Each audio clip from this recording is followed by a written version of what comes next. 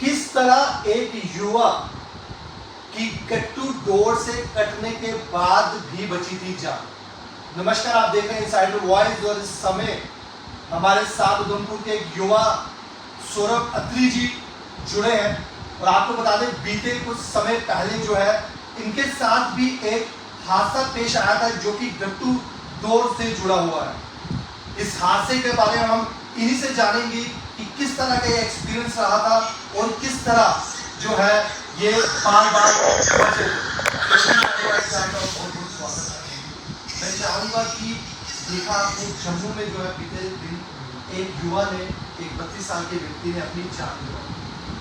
पीछे शादीशुदा था, छोटे बच्चे रहेंगे, परिवार के लिए बहुत बड़ा हादसा जो है, दर्दनाक हादसा जो देखा। मैं चाहूँगा कि आपके साथ भी कुछ इसी तरह का जो हादसा कुछ समय पहले पेश आया था, मैं चाहूँगा हमारे व्यूअर्स को जो है इसके बारे में सबसे पहले तो मैं सबको बता दूँ, मेरा नाम सौरभ अत्री है और मैं जम्मू से ही बिलोंग करता हूँ।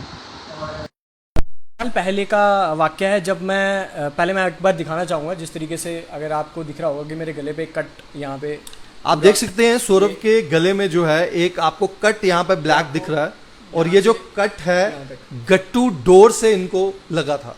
और मैं चाहूँगा ये पूरा वाक़या जो है आपको डिटेल में बताएं। मैं एक स्टूडेंट हूँ, साथ में मेरा व्लॉगिंग का रहता है कि मैं मोटर व्लॉगिंग करता था। तो उस टाइम पे हमारा इवनिंग का टाइम था और हम अपनी राइड कंप्लीट करके वापस आ रहे थे। एंड मैं पूरा गियर में मैंने पूरे गियर्स जो हैं वो पहने हुए थे, like riding pant, even riding shoes and gloves. तो ये जो हादसा मेरे साथ हुआ था, ये नीचे संगूर चौक जो है वहाँ का ये हादसा जो है हुआ था। मैं बाइक राइड कर रहा था और नॉर्मल स्पीड में थे, क्योंकि जब हम सारे राइडर्स निकलते हैं तो हम एक कांस्टेंट नॉर्मल स्पीड पे चलते हैं। तो मैं सबसे लास्ट में था। तो मेरे हेलमेट में गोप्रो लगा होता है जिसके साथ एक माइक रहती है। तो सडनली मेरे को कुछ फील हुआ कि मेरे गले पे कुछ टच हो रहा है। तो 2 मिनट के लिए मेरे को लगा कि शायद वो माइक निकल के मेरे गले पे टच हो रही है। सौरभ जी, किस तरह की स्पीड थी उस समय बाइक की? बाइक की नॉर्मल स्पीड थी 40 to 50 स्पीड थी, बाइक की नॉर्मल स्पीड थी। और वो मेरे को लगा कि शायद माइक जो है वो मेरे गले पे लग रही है। लेकिन सडनली वो जो फीलिंग थी वो पेन में कन्वर्ट होगी। लाइक मेरे को ऐसा लगा कि कुछ तो हो रहा है, कुछ तो मेरे गले पे लग रहा है। एंड लाइक मैं जिस बाइक पे था वो काफ़ी स्टेबल बाइक रहती है, तो मैं इतना ज़्यादा मतलब उस टाइम पे कॉन्शियस हो गई, मेरे हाथ छोड़ दिए बाइक से। हाथ छोड़ के मैं हाथ मारने लगा कि कुछ तो है मेरे गले पे।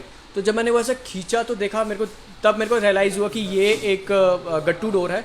और मैंने उसको तोड़ने का ट्राई किया कि वो टूटे, और वो मेरे हाथ से नहीं टूटी। इवन मैंने ग्लव्स लगाए हुए थे तो ग्लव्स भी उसके ऊपर स्लिप कर रहे थे क्योंकि उस पर काफ़ी ब्लड लग गया था। आप देख सकते हैं कि ये जो चाइनीज धागा है गट्टू डोर, इसकी कितनी ज्यादा स्ट्रेंथ है कि एक युवा जो हाथ से इसको तोड़ने की कोशिश कर रहे थे वो भी इनसे नहीं टूटी। आप देखिए इनके गले में जो आप निशान देख सकते हैं, ये ब्लैक कलर का जो निशान है और ये काफी उसी समय का ये निशान है जो इनको चोट आई थी। सौरभ, किस तरह उस समय जो ब्लड कितना निकला या इसमें कोई स्टिचेस आए थे या किस तरह आपने सर्वाइव किया? मैं आपको जिस तरीके से जब मेरे को वो फील होने लगा तो मेरे को रियलाइज़ हो गया कि मेरा जो ये है कट चुका। और मैं आपको बता दूं कि वो इतनी शार्प रहती है। हमने लेवल 1, एक हमारे राइडिंग गियर्स में 3 लेवल के होते हैं, तो मैंने जो था टॉप लेवल का जो है राइडिंग जैकेट पहना हुआ था। इवन वो राइडिंग जैकेट भी उस डोर ने पहले राइडिंग जैकेट काटा, उसके बाद मेरी जो अंदर से मैंने टी शर्ट लगाई थी वो काटी, और उसके बाद जो मैंने अंडर शर्ट लगाई थी वो भी काटते हुए वो मेरे गले को पूरा का पूरा काटते हुए निकल गई। और फिर मैंने वो डोर निकाल के ऐसे पीछे निकाल दी। और ये जो टाइम था, इस टाइम पे शायद मैं यहाँ से बच जाता, बट बाइक स्लिप होकर गिर के मैं जा सकता क्योंकि मेरे हाथ दोनों बाइक से हटे हुए थे। आप देख सकते हैं कि सिर्फ डोर खतरा नहीं है, डोर से क्या पता आपकी किस्मत जो आपको डोर से बचा दे, पर जो आप बाइक चला रहे हैं अगर वो एक्सीडेंट हो जाती है आपकी जान को उसमें भी खतरा है। कितनी खतरनाक ये डोर है कि राइडिंग जैकेट्स को भी उसने कट कर दिया। और किस तरह की इस गट्टू डोर की स्ट्रेंथ रहती है। उसके बाद ये था कि मैं नेशनल हाईवे पे था, रिस्क था क्योंकि नेशनल हाईवे पे आपको पता है हमारे यहाँ पे ट्रक्स कितने चलते हैं। तो वहाँ से जब मैंने रियलाइज़ किया कि मेरा जो है गला वो गंदे तरीके से कट गया है, तो फिर मैंने बाइक साइड पे लगाई और मैंने देखने की कोशिश की मिरर में। तो मैं इतना समझ नहीं पा रहा था कि हुआ क्या था, क्योंकि वो ब्लड निकल रहा था, पूरा ब्लड निकल रहा था यहाँ से। तो साइड पे कुछ लोग खड़े थे, मैंने उनसे हेल्प मांगी कि मैंने उनको पूछा कि भैया आप प्लीज़ एक बार हेल्प करके देखोगे कि क्या हुआ है। तो एक और चीज़ बड़ी डिसअपॉइंटमेंट मेरे को वहाँ पे ये चीज़ की हुई कि मेरी किसी ने हेल्प नहीं की वहाँ पे। उन्होंने मेरे को कहा कि आप हॉस्पिटल जाओ। लाइक मेरा इतना ब्लड लॉस हो चुका था कि मेरे को लगा था कि शायद मैं गिरने वाला हूँ। मैं चक्कर खा के गिर जाऊँ, क्योंकि बॉडी से ब्लड निकल रहा है तो ऑब्वियसली बात है हम ज़्यादा देर तक मैं खड़ा रह नहीं पाऊंगा। बट वहाँ पे उस पॉइंट पे मेरी किसी ने भी हेल्प नहीं की। सब वहाँ पे कुछ लोग वॉक कर रहे थे, तो मैंने उनको बोला कि मेरे को ज़्यादा लगी है, तो क्या आप मेरे को थोड़ी हेल्प कर सकते हो। तो उनका था कि आप एक काम करो, आप जाओ सीधा हॉस्पिटल चल जाओ। तो उस टाइम पे अगर मैं बाइक पे बैठ के हॉस्पिटल जाता, रास्ते में चक्कर आके बाइक से गिर जाता, इवन दो मैं खुद ही बाइक लेके हॉस्पिटल तक गया था जहाँ मैंने ट्रीटमेंट किया, मैं खुद बाइक लेके गया, बट मेरे को ये चीज़ बड़ा डिसअपॉइंट करती है कि हमारे उधमपुर के लोग, क्योंकि उस टाइम इतना ज़्यादा ब्लड निकल रहा था, मेरा इतना ज़्यादा ब्लड निकल रहा था, तो किसी ने भी हेल्प नहीं की थी उस पॉइंट पे मेरी। सौरभ, आपने इस हादसे को फेस किया है, जिस तरह अभी आपको पता है रक्षाबंधन आ रहा है, ठीक है, लोग पतंगबाजी करेंगे, ठीक है, कहीं ना कहीं रिस्क बना रहता है टू व्हीलर्स वालों के लिए। बिल्कुल। क्या आप इंस्ट्रक्शंस देंगे कि क्या हमें जो एहतियात बरतनी चाहिए टू व्हीलर इस समय चलाते हुए? देखिए सर, जिस तरीके से ना मैं आपको बताऊं कि एक बीइंग अ राइडर हमें पूरा गियर्स को हमने फॉलो किया था, उसके बाद भी इतना बड़ा हादसा हो गया, तो इसका एक ही सोल्यूशन है, वो है कि वो उस पतंग की जो डोर है उसका इस्तेमाल जिस दिन बंद होगा उस दिन ही ये हादसे बंद होंगे। हम अपने 2 मिनट के मज़े के लिए वो यूज़ कर लेते हैं ताकि हमारी जो पतंगबाजी वो अच्छे से हो पाए, बट वो कितना जानलेवा हो सकती है किसी और के लिए, क्योंकि जो मेरे इंजरी के बाद रिकवरी टाइम था, वो टाइम ऐसा था कि मेरे को ऐसा फील हो रहा था कि शायद अगर मेरे को उस टाइम कुछ हो जाता तो वो बेटर था, क्योंकि वो इतना पेनफुल रहता है, आप अपनी नेक को मूव नहीं कर सकते, आपको सोना जब रहता है तब भी आपको सीधा सोना रहता है, आप उठ के कहीं जा रहे हो, अगर आपका हल्का सा भी हिलता है तो वो इतना ज़्यादा पेनफुल रहता है, इतना पेनफुल रहता है। रिकवरी टाइम, खासकर रिकवरी टाइम बहुत पेनफुल रहता है। और जैसे आपने मेरे को पूछा कि स्टिचेस का मैं बता दूं आपको, तो यहाँ पे हमें स्टिचेस नहीं यूज़ किए, क्योंकि एक तो समय रहते ही मैंने वो डोर निकाल दी थी, वो मेरी बाइक स्टेबल होने की वजह से थी कि बाइक स्टेबल थी, तो मैंने हाथ छोड़ के वो जैसे भी हाथ मार के वो मैंने निकाल दी, लेकिन पेनफुल बहुत ज़्यादा था। और स्टिचेस हमने इसलिए नहीं लगाए क्योंकि स्टिचेस के वो निशान जो थे वो काफ़ी, मतलब रिकवरी में मेरे को ज़्यादा टाइम लगा, इसीलिए क्योंकि स्टिचेस नहीं लगे थे।